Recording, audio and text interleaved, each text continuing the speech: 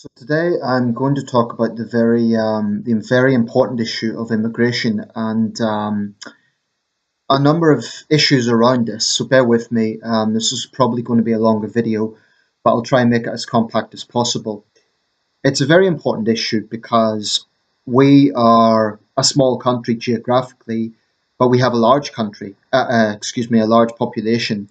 In fact, we rank 22nd in the world currently, about 65 million. And yet in terms of area we rank about, I think it's 79th. So to anyone who wonders why do the Brits make such an issue of immigration, I think that's one aspect. We do have limited space, we do have limited resources. Um, there's a lot of ways to look at this, and I want to be very candid. Let me just be clear. My own stance on immigration is very much we need to be sensible on it. We need to be tough. We absolutely need to be tough. But I don't agree with those who just want it totally stopped. I also think that is somewhat misguided. But without question, concerns about immigration are legitimate. And too often this debate gets extremely polarizing because, on one hand, you have people on the left primarily who will hear the word immigration and automatically think racism. And that just, it means you can't even have discourse on this without that accusation coming in. But it also has to be said there are some on the right or on the nationalist side of things who believe that all immigration is bad, and they don't differentiate between bad immigrants and good immigrants, and that's also something that is an issue. And there's a lot of other aspects.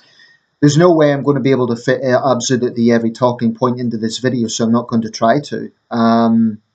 You know, I have no doubt there will be things that are worth saying that I want to say that I won't be able to fit in. So, I've got limited space on this laptop, but I'll try and work my way through this. This year, 2018, actually marks 70 years since the Empire Windrush came to Britain. The Empire Windrush was the first large vessel carrying a wave of West Indian migrants. This was an important thing. It was actually featured in the London Olympics opening ceremony as part of the sequence. I do think it is important to think, particularly, although it was before my time, a lot of the racism that was around in the 50s and 60s was a bit, frankly, hypocritical. Because what had we done? You know, we had colonized the world, and so the world was coming back in the decolonization period. Now, I'm not saying that as some sort of white guilt thing. It's just a fact. That's what happened. We colonized the world then during the decolonization process, when there was a lot of strife, when there was colonial wars, when there was all sorts of things going on. People started coming to Britain for a range of reasons.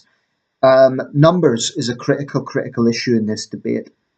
When the Tories got to power, they said they wanted to bring it down to the tens of thousands rather than the hundreds of thousands. I believe the peak was during the height of Blair years. I think probably overall net immigration probably is down somewhat, but still too high.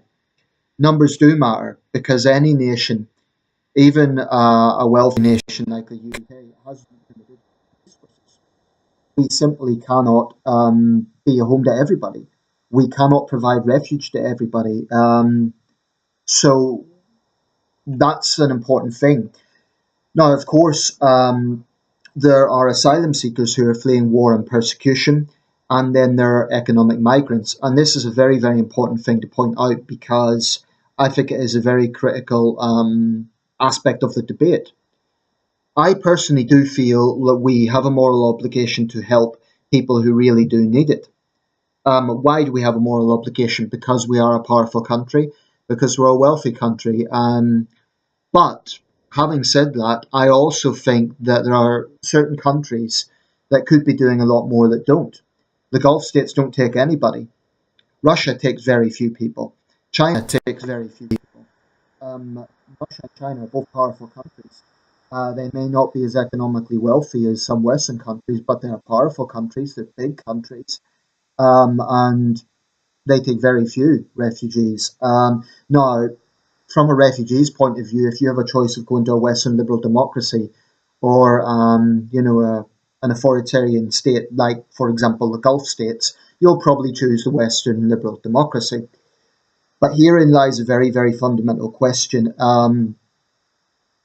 That principle, that moral issue of helping people who really need it, we should be very, very careful that that isn't used kind of to walk over us.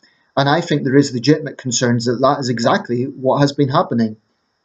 I think Angela Merkel's policy, and I am bringing in other countries to this because it's a very similar question in most Western countries. The issues are fairly similar, although there is some variation, but fundamentally it's the same questions about, the response of neo-nationalist groups, the attitude of the left. There is a lot of fundamental questions that you can see that are similar in France, in Germany, in the UK. The US is a bit bigger. I think they have, but even in the US, there's obviously issues on the border states. But yeah, when Merkel allowed 1 million people in at once over a relatively short period of time, I think that has deeply, deeply damaged her legacy. Whatever other strengths she may have, that was an insanely reckless decision to make. And I don't believe it was all about some great moral good. I think there was ostensibly practical things going on there. I think maybe the Germans were thinking, for example, about um, ex an extra workforce in their automobile industry. I don't know, but I think it would be a bit naive to think Merkel was solely guided by some sort of great saintly light to help these desperate people. But this is a fundamental question: how many of them really are desperate? Now, I don't want to get into the realm of conspiracy sort of theories, but there are very legitimate questions about who is legitimate and who is not. And we know for a fact that there are people who come to Western countries who do not respect our values, who do not integrate, who commit crime, and they're basically biting the hand that feeds them. And I feel those people do not deserve to be here. And this isn't me responding to some sort of nationalist source. I have heard this from refugees themselves. I know a young guy, he's Iranian, Christian. He says there are bad people who come here who should not be here. And the left, or at least a significant portion of the left, simply will not talk about this. They will not acknowledge it. Because as soon as anyone brings it up, it comes down to a question of, oh, well, you're pandering to the far rights, you're ignoring the good things that immigrants bring. Well, my response to that is, yes, there is good immigration. There are people who do jobs that many Britons won't do. But then again, this is not black and white, because in some cases, those jobs won't even be advertised to Britons. Now, I think that's wrong. If you have a situation where I also feel there's ethical issues regarding how migrants are actually treated, because if you have a situation where someone's taking a quarter of the minimum wage, okay, you're going to have an output, but there are ethical questions there, in my opinion. When you have East Europeans working in vegetable farms in East Anglia or cockle pickers in Cumbria, there's all sorts of questions here. And I think that there is an open door for exploitation going on. I'm not saying that in every case that is definitely exploitation, because in many cases people are willing to take much less money. But what does it do? It undercuts local employment as well when employers are not even advertising to Britain. So it's one thing saying, oh, but they do the jobs Britons won't do. That may be true to some extent, but I also think it's wrong to not actively seek local Britons for employment. Employers will say, oh, their priority is their business, and they will say these people are hard workers, and they are hard workers. But British jobs for British workers, I think, is more than, a nationalistic or populist slogan. It's just fundamentally right. We are in the UK, and in any other country in the world, that would be the principle, or at least, this is something that is uniquely put on to Western liberal democracies. Um, And it's a tricky one because, on one hand, we would argue that our values of openness, of tolerance, of democracy um, are very, very, they are the values that have built the modern world. But does that mean we should, be taken advantage of? I won't lie. I have very little respect for people who come to a country and they live in their own little bubble and they never speak English and they don't integrate. I think that's a problem. And I think it's extremely naive to think that there aren't people out there who have that attitude. Now, by the same token, there's many people who come here, work hard, and they obey the rules and they do integrate. I keep mentioning integration because I think that's very important. For me, coming to a country isn't just about obeying the law. I mean, that is, people should obey the law. But I think it goes beyond that. I think you have to have a deep affection for the country you're coming to. That might sound like a trivial point. I think it's very important because if you don't have any sort of respect or affection for the country that you're in, you're more likely to, not want to integrate. Integration to me is extremely important. Now, let me be clear what I mean by this. I'm not saying as soon as someone arrives at Heathrow or Gatwick, oh, you need to, sing Land of Hope and Glory and go and buy fish and chips and, etc., etc. I'm not talking about that. I'm not talking about bullying people into it. I come from a teaching background, for example. You can't force someone to learn English over, let's say, a month, but certainly that should be part of it. Um, I also think we need to discourage people from getting into these little microcosms of their own countries. And again, this is something I want to be clear about. Diversity can be a good thing. It makes a country rich. It makes, um, creates a cosmopolitanism. But I think that it's a very big problem when you have people who are basically living in little, I'm going to say it, mini Polands or mini Chinas or mini Romanias, and they never speak to British people except when they have to, in a bank or something. They have no British friends. Um, I think that's a problem. And I know there will be people out there who are saying I'm being reactionary or even saying it's racist, which is utter nonsense. Because I take the same principle when I travel to another country. I deliberately, I will go out of my way to speak to local people to try and, at least attempt to integrate. I think it is very, very important to me, going to a country and basically trying to build a little microcosm of your own country is frankly rather arrogant, and I don't think it's an open-minded attitude to take. That is a very important question. Um, I also think there needs to be questions about people who work here. They work hard, but they're sending money back home. Well, look, economic migrants come to this country for a better life. That's understandable. If you live in a developing country, where it's a daily struggle to get by, of course, somewhere like the UK is going to be appealing. And I don't blame those people. It's human nature. I would probably do the same thing. And I think aspiring for a better life, I think the dreams that people have, this is not something that we should vilify. Um, that's why I don't agree with, just totally abolishing immigration. Many of our greatest citizens have come from immigrant backgrounds. One example is in Bard Kingdom Brunel, came from French Huguenot background. He was our greatest engineer. And I'm sure there's many other examples. So, you know, we cannot we cannot have a complete history of Britain without recognising the huge contribution immigration has made. But acknowledging that doesn't mean being naive. And it doesn't mean, this is to the left, trying to silence people every time they mention the word.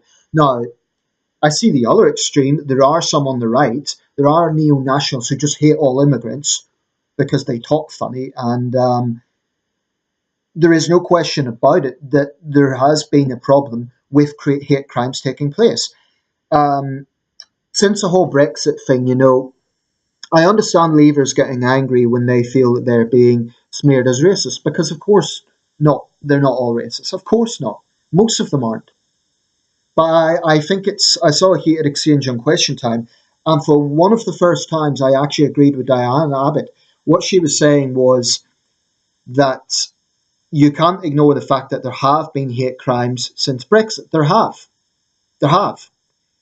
But I think there's a lot of aspects to this. Firstly, if you're a decent human being, you should unequivocally condemn, when you get cases of like the young Kurdish guy in Croydon who was, attacked by a mob. Things like that are disgusting. In my city, a young Egyptian guy was attacked by a gang, and these were racially motivated attacks because that was, the that was part of the abuse being hurled was specifically racial. On the other hand of the equation, you get gangs of people who are sympathetic to Islamism. You get people who do not respect our values. They come to this country. They do not respect Western values. Those people have no right to be here. So I think the regressive left is astonishingly naive about that, and they simply won't acknowledge it. Or what they will do is they will deflect. When people point out this is a result of not integrating, this is a result of having too high a concentration of immigration in one place, they will say, oh, you're pandering to the far right. But those are legitimate concerns. Um, so to me, integration is absolutely, unquestionably important. Going to a country is, to me, more than just obeying the laws. It is about speaking the language, but that, you have to be realistic. You can't force someone to learn English over a month. It isn't going to happen. So within a reasonable time, I think it's important.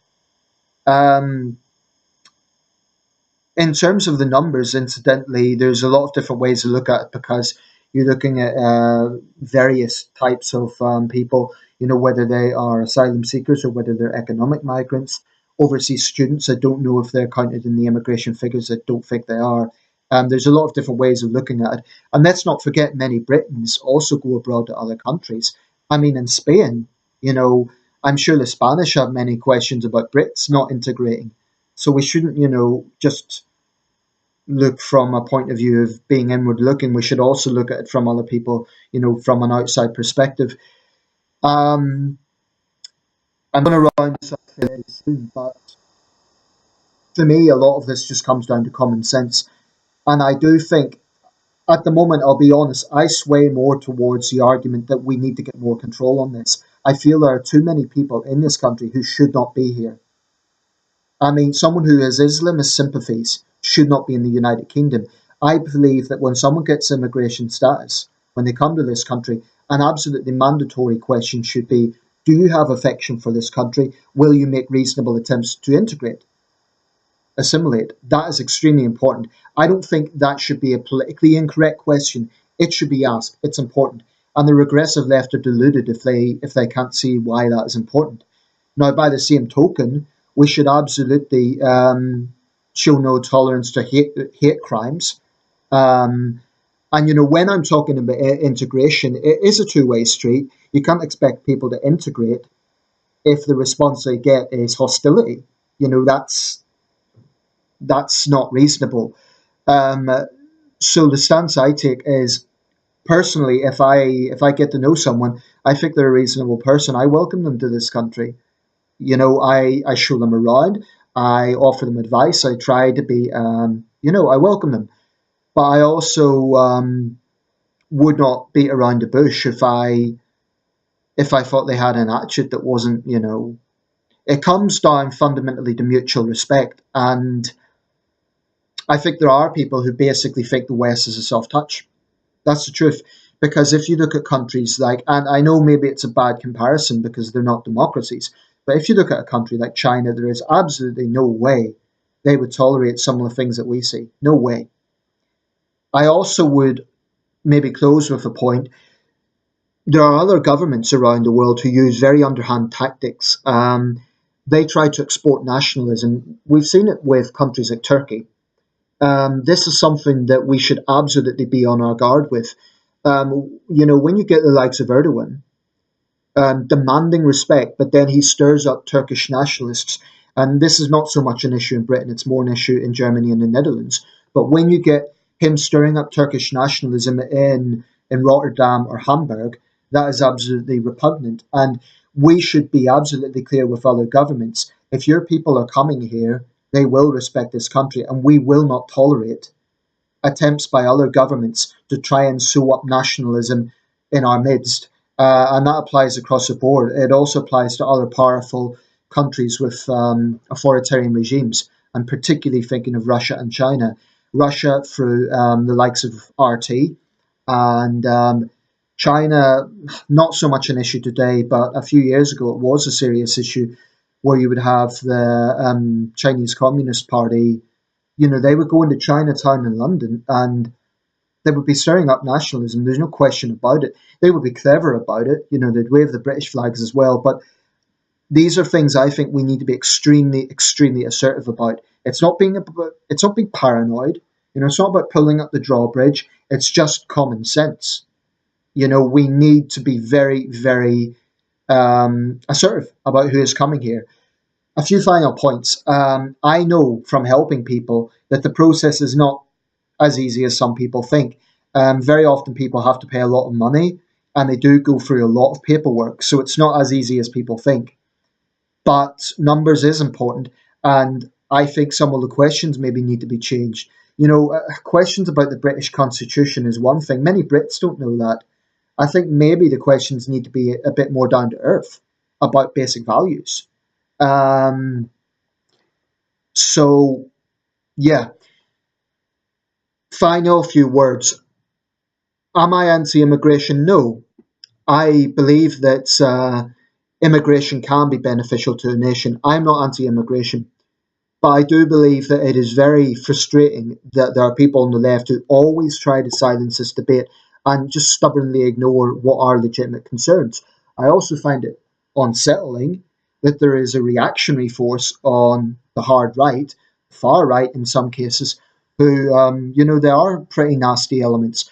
But like I said in that video about Islamism, those sort of movements grow when the left stands in the way of reasonable debate, of reasonable common sense measures. That's why those movements grow, because of the very real perception that the situation is out of control. Rightly or wrongly, that is their perception. No wonder they feel galvanized. No wonder they feel threatened. Because that is, in some cases, that arguably is what is going on when you get people who are coming here who will not respect us. We need to challenge that. That's not to say that all Britons respect us either, but the point is, if someone is born here, they commit a crime, they serve prison time here. I do agree with the argument, if a foreigner, someone not born in this country, commits a crime in this country, they don't deserve to be here. And yes, there might be questions about human rights if they're sent back. Frankly, we need to prioritise our national security. That includes crime. So okay, there may be questions about human rights wherever they've come from, but they have chosen to commit a crime. They have chosen to bite the hand that feeds them. It's their problem, quite frankly. So let me know your thoughts.